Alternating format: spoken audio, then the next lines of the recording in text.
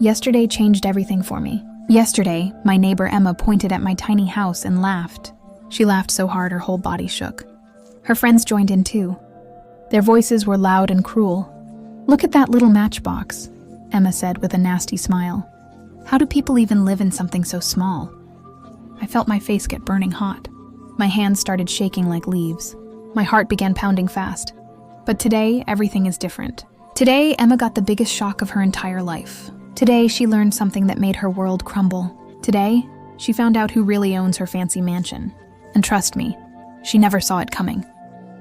The look on her face was priceless. Her jaw dropped to the ground. Her eyes went wide with terror. Her skin turned white as fresh snow.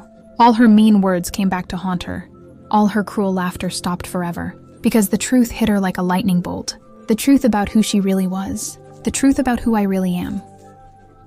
Let me start from the very beginning. Let me tell you everything about my life. My name is Maya Chen. I am 25 years old this summer. I live on quiet Maple Street. My house is small but perfect for me. It has 2 cozy rooms and 1 clean bathroom. The walls are painted sunny yellow. I picked that color myself last year. I have a tiny garden behind my house. I grow red tomatoes and pink roses there. The smell of flowers fills my mornings. Birds sing in the apple tree. Bees buzz around the lavender bushes. Everything feels peaceful and calm. This little space brings me pure joy. Every morning I wake up at 6. I make coffee in my small kitchen. The cup is white with blue flowers. Steam rises from the hot liquid. I sit by my window watching sunrise. Golden light touches my yellow walls. This quiet time helps me start each day right. I work downtown at First National Bank. The building is tall and made of gray stone. My office is on the 3rd floor.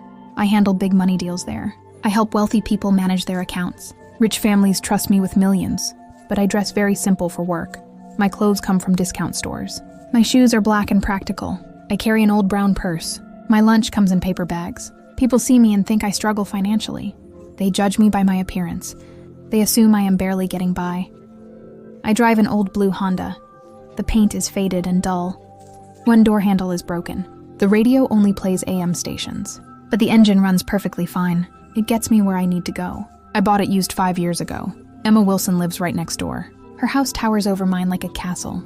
It is huge and painted bright white. 10 rooms spread across 2 floors. 3 bathrooms have marble counters. A crystal chandelier hangs in her front hall. Her kitchen could fit my entire house. Emma's backyard has a swimming pool. The water sparkles bright blue. White chairs sit around the edges. Pink flowers bloom in big pots. A barbecue grill sits on stone patio. Everything looks like a magazine picture. Perfect and expensive and shiny. Emma drives a brand new red Mercedes. The paint shines like fresh blood. Chrome wheels catch the sunlight. Leather seats smell rich and new. The engine purrs like a happy cat.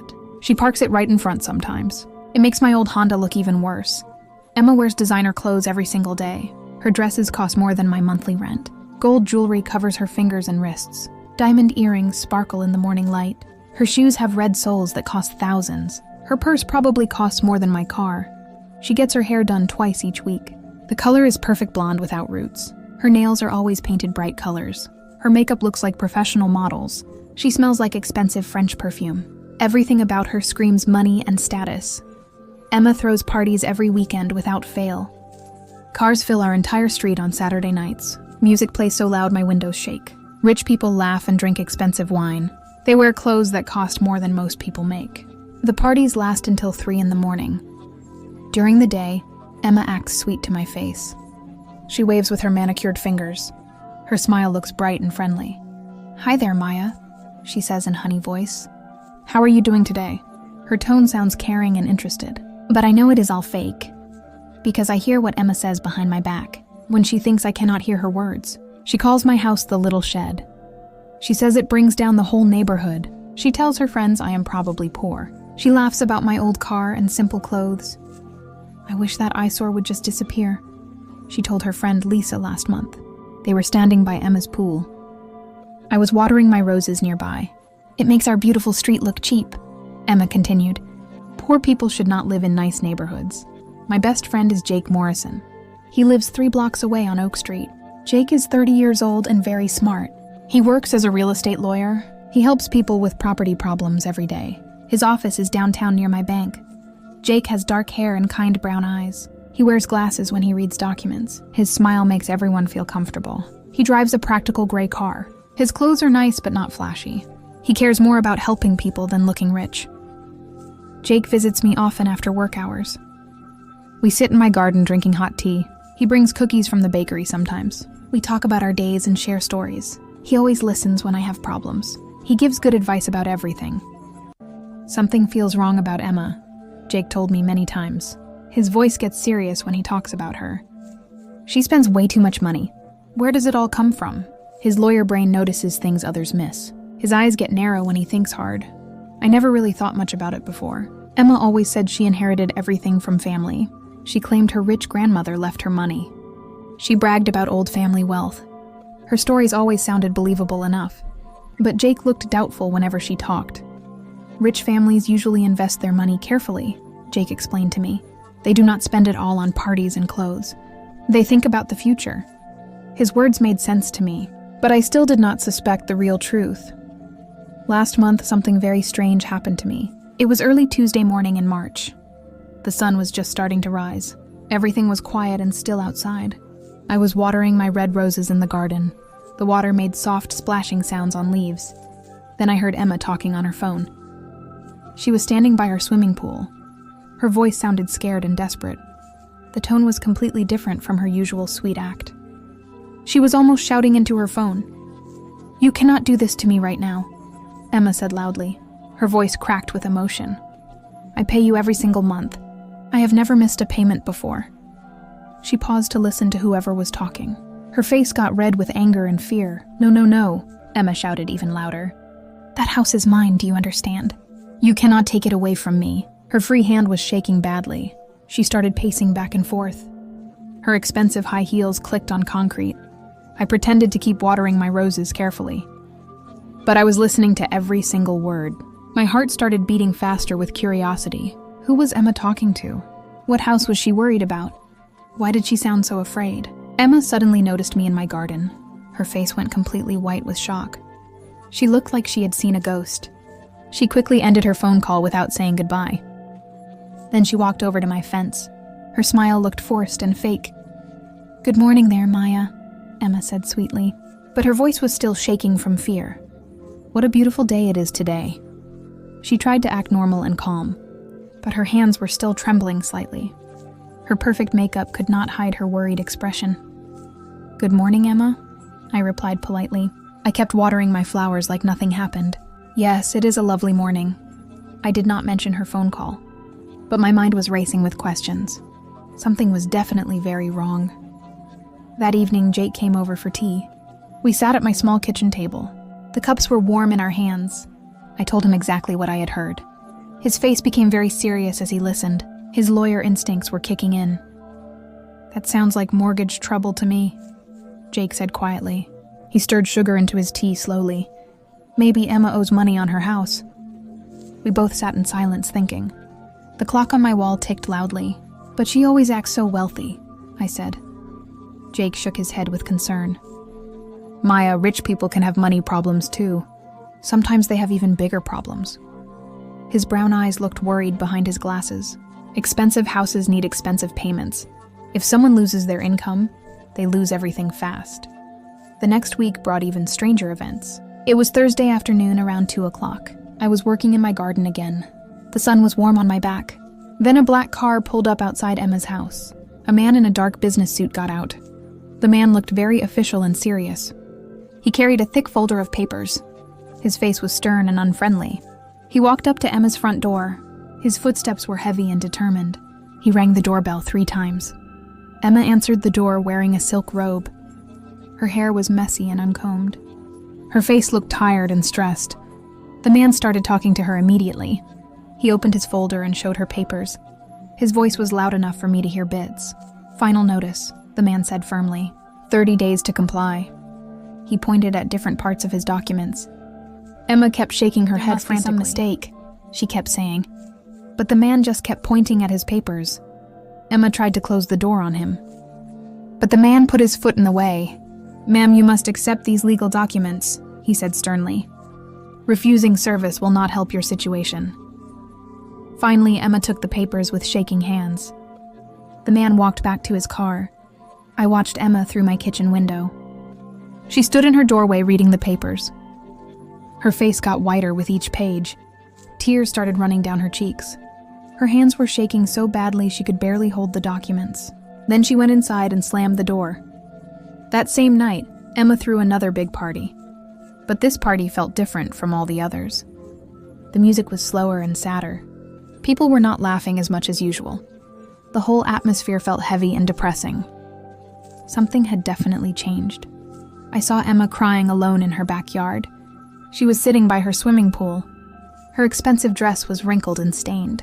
Her perfect makeup was running down her face. Her friend Lisa was trying to comfort her. "Everything will work out fine," Lisa said softly. She rubbed Emma's back like a mother. "You always figure things out." But Emma just cried even harder. "Not this time," Emma sobbed. "This time is different. This time I am really in trouble." I started paying much closer attention after that night. Emma's behavior became more and more strange. She would stare at my house for long periods. Her eyes looked angry and jealous. When I waved at her, she would not wave back anymore. When I said hello, she just walked away quickly. Emma's trash cans were always full of official letters. Red envelopes and white envelopes everywhere. Her mailbox was stuffed every single day. I could see the mail carrier struggling to fit everything inside. Jake had taught me what red envelopes usually meant. "Red envelopes are serious warnings," Jake explained to me. "They mean someone owes money badly. White envelopes from lawyers are even worse." My stomach felt sick thinking about it. Was Emma really in terrible financial trouble? How bad was her situation? The fake sweet Emma was disappearing completely. The real Emma was starting to show through. Her smiles became rare and forced. Her friendly greetings stopped altogether. She started looking at me with pure hatred. The mask was finally slipping off her face. One morning, I saw Emma arguing with her gardener. The poor man just wanted to get paid. "I will pay you next week," Emma kept saying. But the gardener shook his head sadly.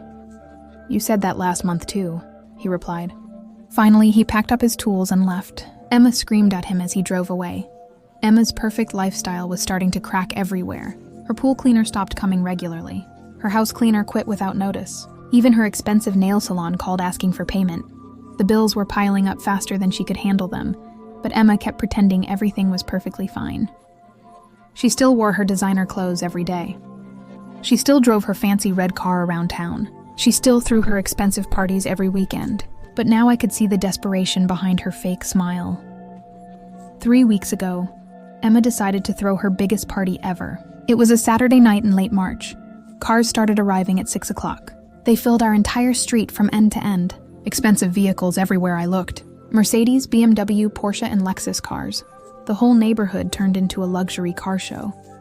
People in fancy evening clothes walked past my house. Women wore glittering dresses and sparkling jewelry. Men had on expensive suits and shiny shoes. Everyone looked like they stepped out of fashion magazines. The smell of expensive perfume filled the air. The music started loud and got even louder. My small house shook from the bass sounds. The beat pounded through my walls. Glasses rattled on my kitchen shelves. My poor neighbors must have been suffering too, but nobody ever complained about Emma's parties. I was trying to sleep in my bedroom. It was already past midnight on Sunday morning. The noise was getting worse instead of better. People were shouting and laughing outside my window. Someone was singing very badly into a microphone. Glass bottles were breaking on the street. Then I heard Emma talking to her friends. They were standing right outside my bedroom window. Her voice was loud and drunk and mean. "Look at that disgusting little house," Emma said with pure hatred. "It makes our whole beautiful street look like a slum." Her friends started laughing along with her cruel words. "Why does someone like that even live here?" asked a woman with a shrill voice. "She obviously cannot afford to live in a nice neighborhood." More people gathered around to join the conversation. The laughter got louder and meaner. Emma's voice became even more vicious and nasty. I wish she would just pack up and move away. Her ugly little shack ruins everything beautiful about this area. She was practically shouting now. "It is like having a garbage dump next to a palace." A man's voice joined in the cruelty. "Maybe you should call the city," he suggested. "Tell them it brings down property values." Everyone thought this was hilarious. Their laughter echoed through the quiet night. My face was burning with shame and anger, but Emma was just getting started with her attack. She walked even closer to my house. Her high heels clicked loudly on the sidewalk. Her friends followed behind her like a pack of wolves. "Maybe I should just buy her little doghouse," Emma announced loudly. "Then I could tear the whole thing down," she continued with glee. "I could turn it into extra parking space." The crowd roared with laughter at this idea. "Or maybe a storage shed for my pool equipment," another friend suggested. The jokes got crueler and crueler. "It could be a really big doghouse," Emma said with fake sweetness, "for really, really small dogs." Everyone was laughing so hard they could barely stand up. Tears were rolling down their faces from laughing, but these were not happy tears. These were mean, cruel tears. I could not take another second of this torture. I got out of my warm bed. I put on my old blue robe and slippers. My hands were shaking with pure anger. My heart was pounding like a drum. I walked outside to face them all. The cold night air hit my face. "Excuse me," I said as loudly as I could. My voice cut through their laughter like a knife. Everyone turned to stare at me in shock. The music seemed to get quieter. The street went almost completely silent. You could hear a pin drop. Emma's face showed complete surprise at first. Her mouth fell open in shock. Then her face showed deep embarrassment. Her cheeks turned bright red. Finally, her face showed pure anger. Her eyes became narrow and cold. The sweet mask was completely gone now. "Oh my," Emma said with the fakest voice ever. "Did we wake you up from your beauty sleep? So very sorry about that." But her eyes were not sorry at all. They were cold and mean and full of hate. Her friends stood behind her like an evil army. "Please keep the noise down," I said firmly. My voice was quiet but very strong. "Some people have to work in the morning." I looked directly into Emma's eyes. I was not going to back down. Not this time. Not after what she had said. Emma rolled her eyes dramatically for her friends. "Of course we will try to be quieter," she said in a mocking tone. Her voice dripped with fake politeness. "We would not want to disturb the neighborhood." But her tone said she meant the exact opposite. Her tone said she did not care about me at all. As I walked back toward my house, I heard Emma whisper very loudly. She wanted me to hear her words. "Can you believe the attitude on that one? She lives in that tiny little box, but she acts like she owns the whole street." The cruel laughter started up again behind me. "Who does she think she is?" another voice added. "Poor people should know their place." The laughter followed me all the way to my front door. It rang in my ears as I went back inside. I went to bed feeling smaller than I had ever felt before. The next morning felt completely different from before. Emma's fake niceness was totally gone now. She did not even pretend to be friendly anymore. When she saw me in my garden, she just stared coldly. When I tried to smile, she looked away with disgust. The pretend friendship was over forever. Sunday morning came with bright sunshine and birds singing, but I felt dark and heavy inside. I called Jake right after eating breakfast. My voice was still shaky from the horrible night before. "Jake, I really need your help," I told him. "Something is very wrong with Emma Wilson." Jake could hear the pain in my voice. "I will be right over," he said immediately. "Do not worry, Maya. We will figure this out together." Within 30 minutes, he was knocking at my door. He brought his laptop computer and several thick legal books. His face looked serious and determined. "Tell me everything that happened," Jake said gently. We sat at my kitchen table with hot coffee. I explained about the cruel party conversation. I told him about Emma's mean words. I described how all her friends had laughed at me. Jake listened carefully to every single detail. Jake's face got more serious with each story. His jaw got tight with anger. "Maya, that is completely unacceptable behavior," he said firmly. "No one should treat their neighbors that way." He opened his laptop and started typing quickly. "Let me check some public records about Emma." "What kind of records?" I asked curiously. Jake's fingers moved fast across his keyboard. Numbers and documents filled his computer screen. "Property records, mortgage information, court filings," he explained. "All public information that anyone can access online." Most of what Jake showed me looked like a foreign language, legal words and numbers everywhere. But Jake understood all of it perfectly. He had been a real estate lawyer for 7 years. This kind of research was his specialty. His eyes got wider as he read more information. After working for over an hour, Jake's face went completely white. He stared at his computer screen in total shock. His mouth fell open like a fish. "Maya," he whispered very quietly, "you absolutely need to see this right now." He turned his laptop toward me. A legal document was open on the screen. It had Emma's address at the very top. 47 Maple Street, it said clearly. But the owner's name was not Emma Wilson. The owner's name was Maya Chen. My name, my full legal name, was right there in black and white. I blinked my eyes several times hard. I rubbed them with my hands. But the words did not change at all. According to this official document, I owned Emma's huge mansion. I owned her house, her swimming pool, her garage, her garden. Everything belonged to me. This absolutely cannot be right, I said weakly. My voice sounded far away and strange. There must be some terrible mistake here. But Jake was already checking more and more documents. His face got paler with each new page he found. Something big was happening here. "Maya," Jake said very slowly and carefully. "When did you last check your investment accounts? The ones your grandmother left you when she died?" His voice was gentle but urgent. Something important was coming. I could feel it in the air. My grandmother had died 5 years ago in her sleep. She had left me some money in various investments, but I never paid much attention to the details. The bank managed everything for me automatically. I just knew the money was growing slowly. I used some for my simple lifestyle. Jake helped me log into my bank accounts online. What I saw on the screen shocked me completely. My grandmother had not just left me cash money. She had left me real estate investments too. Property deals and rental agreements. Actual buildings and houses that I owned. One of those rental properties was 47 Maple Street, Emma's house. The house where she lived every day. The house she was so proud of. The house she thought made her better than me. That house belonged to me. I was her landlord, and she had no idea. The truth hit me like being struck by lightning. Emma had been my tenant for 3 whole years. She had been paying rent to my property management company. They collected her money every month. They sent me detailed reports, but I never read them carefully enough. Jake found even more shocking information buried in files.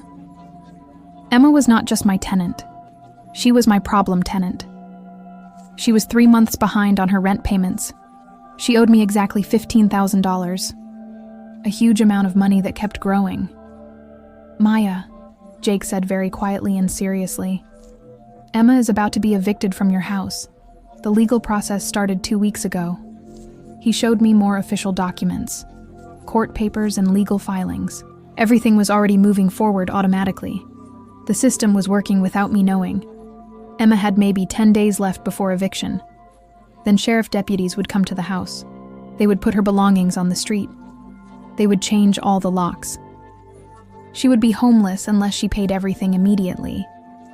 The process was already too far along to stop easily. My head was spinning with complete confusion. Emma had spent months mocking my small house. She had called me poor and worthless. She had treated me like garbage beneath her feet. But the entire time, she was living in my house. She was behind on rent to me. Jake showed me Emma's rental application from 3 years ago. She had lied about her income. She had provided fake employment letters. She had used false references. The property management company had not checked carefully enough. They had approved a dishonest tenant. Emma has been living a complete lie, Jake explained to me. She pretends to be rich and successful, but she is actually broke and desperate. All those parties and expensive clothes were paid for with credit cards and loans.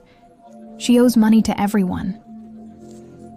The property management company had been trying to reach Emma for months. They had sent registered letters and legal notices. They had called her phone dozens of times, but Emma kept ignoring them all. She kept pretending everything was fine and normal. "Why did nobody tell me about this sooner?" I asked Jake. He showed me more paperwork and contracts. The management company tried to contact you too, he said. But you never responded to their letters either. They are buried in your mail at home. I realized Jake was absolutely right. I had stacks of unopened mail sitting on my desk. Official-looking envelopes that I always meant to read later. I thought they were just boring investment reports. I never imagined they were about problem tenants and missing rent money. Maya, you need to make a decision quickly, Jake told me seriously. You can proceed with the eviction as planned, or you can try to work something out with Emma. But you cannot just ignore this situation anymore. The weight of being a landlord was settling on my shoulders. Monday morning came gray and cloudy. I woke up early feeling nervous and scared. Today I would face Emma with the truth. Today, everything would change between us forever. I got dressed in my best clothes. I wanted to look confident and strong. At 8 o'clock, I saw Emma in her driveway. She was loading cardboard boxes into her red Mercedes.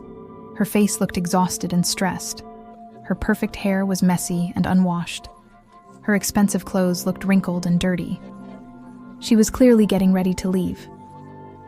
I took 3 deep breaths for courage. I walked across my yard to her driveway. My heart was beating so fast I thought it might explode. My hands were sweating despite the cool morning air. This was the scariest thing I had ever done. "Good morning, Emma," I said as calmly as possible. My voice only shook a little bit. She looked up at me with tired, red eyes. Her face showed no friendliness at all. "What do you want from me?" she asked rudely. Her tone was sharp and unfriendly. "I think we really need to talk," I said firmly. I held up the rental documents Jake had printed for me. Emma's face went completely white when she saw them. She dropped the box she was holding. Glass broke inside with a crash. "Where did you get those papers?" Emma whispered in terror. Her voice was shaking like a leaf in wind. "Those are private legal documents. You have no right to have them." But her fear told me everything. She knew exactly what they meant. "Emma," I said as gently as I could, "I am your landlord." The words felt strange and powerful coming out of my mouth. Emma's legs looked like they might give out completely. She grabbed onto her car door for support. Her knuckles turned white from gripping so hard. "That is absolutely impossible," Emma stammered desperately. "You live in that tiny little house. You drive that old beat-up car. You wear cheap clothes from discount stores. You cannot possibly be my landlord." But her voice showed she was starting to believe it. I handed her the ownership papers one by one. I showed her the original rental agreement with her signature. I showed her my grandmother's will and property transfers. Emma read each document very carefully. Her face got whiter with every single page. Finally, Emma looked up at me with complete shock. "This has to be some kind of cruel joke," she said weakly. "Someone is playing a terrible trick on me." But deep down, she knew it was all real. The truth was staring her in the face. "It is not a joke at all," I replied firmly. "You have been renting my house for 3 years. You owe me $15,000 in back rent. The eviction notice was served 10 days ago." Emma's eyes filled with tears. She started shaking all over her body. Jake appeared beside me at that moment. He had been watching from my kitchen window. "Emma," he said in his professional lawyer voice, "you have been served proper legal notice. You have 5 days to pay all back rent, or you must leave the property immediately." Emma looked back and forth between us desperately. "I do not have $15,000, she whispered through her tears. "I do not even have $1,500. Her whole fake lifestyle was crumbling before our eyes. The truth was finally coming out. "Then where did all your party money come from?" I asked. "Where did you get money for expensive clothes and cars?" Emma's face crumpled with complete shame. She could not look at me anymore. The lies were too heavy to carry. "Credit cards," Emma admitted quietly. "Personal loans from banks. I borrowed everything on my credit." Her voice got smaller and smaller. I thought I could pay it all back somehow. I thought maybe I could find a rich husband to save me. Emma fell to her knees right there in her driveway. She was crying harder than I had ever seen anyone cry. Tears and makeup ran down her face. "Please do not kick me out," she begged desperately. "I have nowhere else to go in the world. I lost my marketing job 3 months ago," Emma sobbed. "I have been lying to everyone about everything. I cannot afford to live anywhere else. All my credit cards are maxed out completely. The bank is going to take my car next week." For the first time since this started, I felt sorry for Emma. But I also felt very angry about her cruelty. "Emma," I said firmly, "you spent months mocking my home. You called it ugly and worthless. You said I was poor and stupid." Emma's crying got even louder and more desperate. "You were right about me," she wailed. "I am the poor one. I am the stupid one. I was just jealous of your happiness and peace." Her whole body was shaking with sobs now. "I was drowning in debt and fear every day," Emma continued through her tears. "You seemed so calm and content with your life. You owned your house free and clear. I was losing everything and pretending to be rich. I took my anger out on you." Emma looked up at me with desperate, pleading eyes. "I was completely wrong about everything," she said. "I was cruel and mean and horrible to you. You did not deserve any of that treatment. I am so very sorry for hurting you." Her tears seemed real and genuine this time. Her apology sounded sincere and heartfelt. But 3 years of mean treatment could not be erased with just sorry words. The damage had been done to both of us. I stood there looking at Emma crying in her driveway. Part of me wanted to be harsh and cold. She had been incredibly cruel to me for months. She had hurt my feelings deeply. She deserved to face serious consequences for her meanness. Justice said she should be evicted immediately. But another part of me felt genuine compassion. Emma was clearly struggling with real problems. She was scared and desperate and alone. She had made terrible choices, but she was still a human being. My grandmother had always taught me about mercy and second chances. Jake touched my arm very gently. "Maya, this is completely your choice to make," he said quietly. "Legally, you have every right to evict her. She broke the rental agreement. She owes you a lot of money." He paused and looked at Emma with lawyer eyes. "Or," Jake continued carefully, "you could work out some kind of payment plan. You could give her one more chance to make things right, but it would have to be very strict with clear consequences." He wanted me to understand all my options completely. I thought about my grandmother and her values. She had been kind, but also very fair. She helped people when they really needed it, but she never let anyone take advantage of her kindness. She balanced mercy with wisdom. What would she want me to do here? "Emma," I said finally in a strong voice. "Stop crying and stand up. Look at me." Emma slowly got to her feet. Her face was streaked with tears and ruined makeup. Her expensive clothes were dirty from kneeling on concrete. She looked broken and defeated. "I am going to give you exactly one chance," I told her firmly. "One single chance to make this whole situation right." Emma's eyes filled with desperate hope. Her hands clasped together like she was praying. "What do you mean?" she asked shakily. I pulled out a piece of paper Jake had helped me prepare earlier. "You can stay in my house," I said clearly. "But there are 5 strict conditions you must follow perfectly. If you break even one condition, you will be evicted immediately with no second chances." Emma nodded eagerly before I even read the conditions. Yes, anything," she said desperately.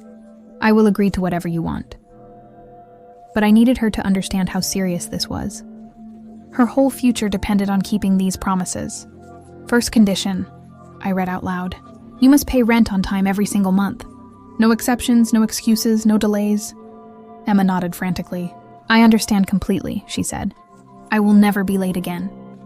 "Second condition," I continued. "You must pay back the $15,000 you owe. We will set up a payment plan that you can actually afford." Emma's face showed relief that I was being reasonable. "Thank you for giving me time," she whispered. "Third condition," I said firmly. "No more loud parties that disturb the neighborhood.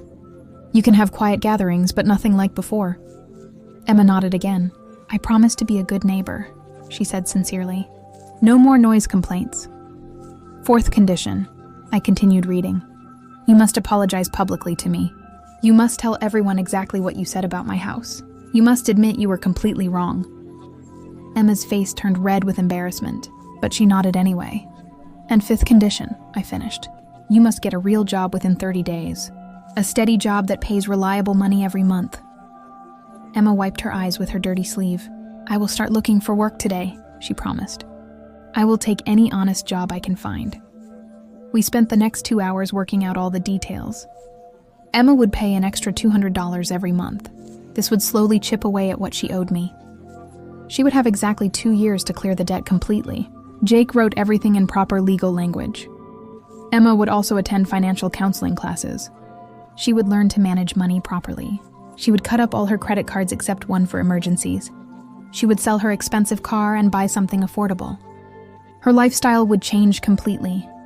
All three of us signed the new rental agreement. Emma's signature was shaky but determined. Thank you for this chance, she said to me with genuine gratitude. I know I do not deserve your kindness, but I promise to prove myself worthy of it. That weekend, Emma kept her word about apologizing. She invited all her former party friends over to her house, but this gathering was completely different from before. No loud music or wild drinking, just quiet conversation on her patio. She had something important to tell them. I owe everyone here a sincere apology, Emma announced to the group, especially my neighbor Maya Chen. All eyes turned to look at me sitting in my garden. I could hear everything from where I was. The whole group listened in shocked silence. Emma's voice was clear and strong now. I said terrible, cruel things about Maya's house. I called it ugly and small and worthless. I said she was poor and did not belong here. I laughed at her car and clothes. I was completely wrong about everything. The crowd of former party friends looked very uncomfortable. They remembered joining in the cruel laughter. Some people started looking at their shoes with shame. Others whispered apologies to each other. Everyone realized they had been part of something mean and wrong. The truth is, Emma continued bravely, Maya is actually my landlord. She owns this house I live in. She has been incredibly kind to let me stay here. I was the one in financial trouble, not her. I was lying about my wealth and success. Some of Emma's friends looked shocked and confused. Others looked embarrassed about their own behavior. A few people came over to my garden to apologize personally. We are very sorry we laughed, they said sincerely. We should not have joined in the meanness. The complete truth was finally out in the open air. Emma was not the rich, successful person she had pretended to be. I was not the poor, struggling person they had assumed I was. Everything they thought they knew was completely backwards. Reality was the opposite of appearances. Emma's fake friendship group mostly disappeared after that day. Fairweather friends ran away when the money stopped flowing. But a few real people stayed to support her. These were the ones worth keeping anyway. Quality over quantity in friendships. Emma found a job at a small marketing company downtown. The pay was much less than her old job, but it was honest work with steady income. She walked to work every day to save money. Her whole lifestyle became simple and practical, just like mine had always been. Emma also started attending community college at night. She was studying accounting and business management. I want to understand money properly this time, she told me. I never want to make these mistakes again. Education was her path to a better future. Today marks exactly 6 months since that confrontation in the driveway. Emma has kept every single promise she made to me. She pays her rent on time every month. She has already paid back $4,000. She treats me with genuine respect and kindness now. Emma learned the hardest lesson possible about judging people by appearances. She realized that looks can be completely deceiving. Just because someone lives simply does not mean they are poor. Just because someone shows off does not mean they are wealthy. True financial security is often invisible from the outside. I learned some important lessons too during this experience. I learned to pay close attention to my business investments. I learned to speak up when people treat me badly. I learned that kindness and second chances can actually change people's hearts. But I also learned to set very clear boundaries. My little yellow house still sits peacefully next to Emma's big white mansion. But now everyone in the neighborhood knows the real story. They know who actually owns what property. They know that size and appearance never tell the whole truth. They know that respect matters much more than money. Emma and I are not exactly close friends now, but we have become genuinely good neighbors. She waves cheerfully when she sees me working in my garden. She asks about my tomatoes and roses. She keeps her music at reasonable levels always. Sometimes she brings me fresh cookies from the bakery downtown. Emma has disappeared completely forever. The real Emma is actually quite pleasant to be around. She is humble and hardworking and grateful for second chances. She volunteers at the food bank every Saturday morning. Helping others has helped heal her own heart. Jake still visits me for tea in my garden regularly. He is very proud of how I handled this difficult situation. "You showed real wisdom and strength," he tells me often. "You balanced justice with mercy perfectly. Your grandmother would be incredibly proud of you too." The whole neighborhood feels more peaceful and honest now. Emma's wild parties are completely over forever. Her real friends visit sometimes for quiet dinners, but they are respectful and considerate neighbors. The whole street feels calmer and happier than before. Good changes happen when truth comes out. Emma has learned to budget her money very carefully now. She shops at discount stores like I always have. She drives a used Honda instead of a fancy Mercedes. She wears simple clothes that she can actually afford. Her lifestyle matches her real income finally. "I feel so much more peaceful now," Emma told me recently. "Living within my means feels good. I am not stressed about money every day. I sleep better at night knowing I am being honest." Simplicity brought her the peace that luxury never could. Emma is also taking better care of my house now. She fixes small problems immediately instead of ignoring them. She keeps the yard neat and clean. She treats the property with respect and care. Being a good tenant has become a point of pride for her. The property management company was shocked by this whole situation. They apologized for not communicating better with me. They have improved their systems for contacting property owners. They also screen tenants much more carefully now. Lessons were learned by everyone involved. So here is my important question for all of you. What would you have done in my exact situation? Would you have evicted Emma immediately without any mercy? Would you have given her a second chance like I chose to do? Would you have been able to forgive someone who mocked and hurt you so deeply? These are not easy decisions to make in real life. There are good arguments for both approaches. Justice says people should face consequences for their cruel actions. Mercy says people deserve chances to change and grow. Finding the right balance takes wisdom and courage. I believe that people can truly change when they face real consequences for their actions. I believe that kindness can soften even the hardest hearts over time. But I also believe very strongly that clear boundaries are absolutely essential. We must protect ourselves while still showing compassion to others. It is a delicate balance to maintain carefully. Sometimes the people who seem to have everything are actually struggling the most inside. Sometimes the people who seem to have nothing are actually the most secure and content. We must always look beyond surface appearances. We must try to see the whole truth before we judge anyone harshly. Emma taught me that cruelty often comes from deep fear and insecurity. She was mean to me because she felt terrible about herself. She was drowning in debt and shame every day. Hurting me made her feel temporarily powerful and superior. But it was just an illusion that made everything much worse. Money and expensive possessions never make someone better than other people. A small, simple house can hold just as much happiness as a giant mansion. Kindness costs absolutely nothing but is worth more than gold. Truth and justice will always win in the end, no matter how long it takes. I hope my true story helps you think about these important life lessons. Share it with others who might need to hear this message. Leave a comment telling me your honest thoughts and opinions. What lessons did you learn from Emma's mistakes? What would you have done differently in my situation? Remember to always be kind to your neighbors and community. Remember not to judge people by their appearances or possessions. Remember that everyone has a story you might not know about. Remember that second chances can create beautiful transformations in people's lives. And remember that truth and justice will always triumph over lies and cruelty. Thank you so much for listening to my dramatic story today. Please share it with your friends and family members. Hit the like button if this story touched your heart. Subscribe for more real-life stories about neighbors, secrets, and justice. Your support means everything to me as a storyteller. With love and respect, until next time, stay strong, stay kind, and stay true to yourself always. The world desperately needs more people who choose compassion over cruelty every day. The world needs more people who see beyond the surface to find truth. Be one of those special people, and you will make everything around you so much better and brighter.